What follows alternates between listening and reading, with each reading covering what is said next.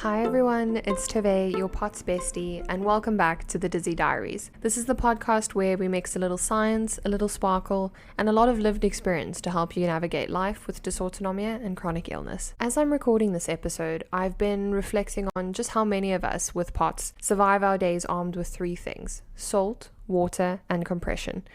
If you've ever felt like a walking hydration station or a compression sock model, trust me, you're not alone. Today we're going to break down why these three strategies matter, how they work in your body, and how you can make them a little easier to integrate into your daily life. Let's start with salt. In POTS, one of the biggest problems is low circulating blood volume.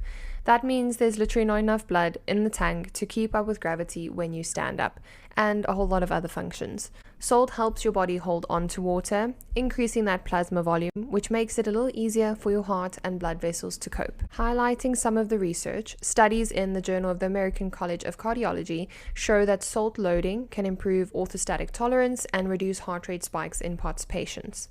Naturally, you want to use salt to your advantage, not overloading it, but kind of consistently putting it throughout your day, and we'll look at a couple of strategies later on. Don't think about salt as just table salt. You can build it into snacks, salted popcorn, olives, salted nuts, or even electrolyte tablets or drinks that you can have throughout the day, and these make a little bit more fun than just dumping salt onto your dinner plate and give you a more consistent dose throughout the day.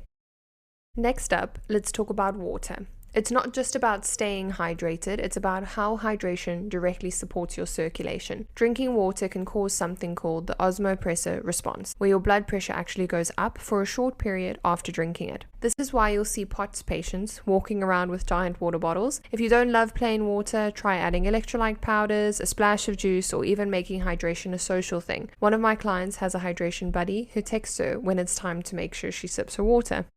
Now, let's talk about the most fashionable part: compression. When you stand up, blood pools in your legs because the veins don't squeeze it back up as efficiently, as we've covered in previous episodes. Compression garments help counteract this by squeezing your blood vessels and muscles so blood returns to your heart and brain faster, and just supports that natural reflex that doesn't always work as well. Fun fact, and you might have seen this on a lot of social media posts, but research from the Autonomic Neuroscience Journal shows that waist-high compression is actually the most effective, but even knee-high socks can help depending on what you prefer.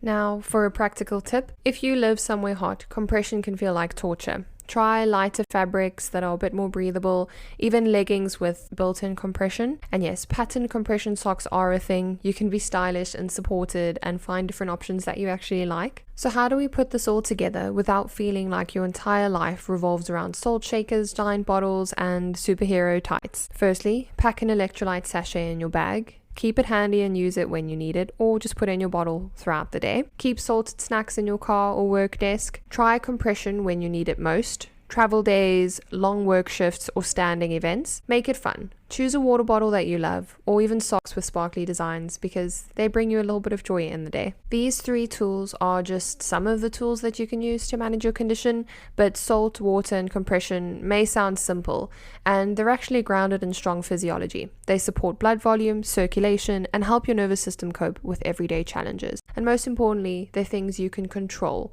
when so much of chronic illness can feel uncontrollable. Thanks for tuning in to this week's episode of the Dizzy Diaries.